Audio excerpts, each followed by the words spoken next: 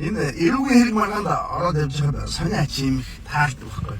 Сая би нэг байцаалтан суугаад гарч ирлээ л да. Тэгээд нэг залуу нөгөө залууга гөвшсөн тийм асуудал байхгүй. Тэгээд учир шалтгаан юу вэ гэсэн чинь нөгөө гөвшүүлдэг залууг ихэнхдээ хамт ажилладаг бөгөөд тэгээ сайхан хүүхэн, хөөрхөн хүүхэн, гоё хүүхэн, анган залуугаад балаа мессеж чат бичээд болдгоо. Тэгэхээр эхнэр нь нөхөртөө хэлсэн байна.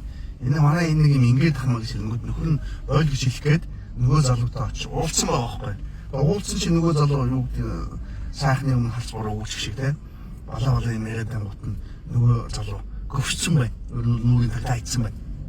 Тэгээ хүн зоддог нь бол мэдээж боруулаа. Гэлээхдээ эндээс зүгээр өөрийнхөө эхнэрийг хайрлаад гоё жоодоод явж чадахгүй. Хүний хайрлаад гоё жоодсон эхнэр рүү одоо өлөнтөж хараад шүлсээ үсчүүлээд өөрийнх болгоны дайраад идэг. Энэ ч л өөрөө утгагүй зүйл байхгүй юу.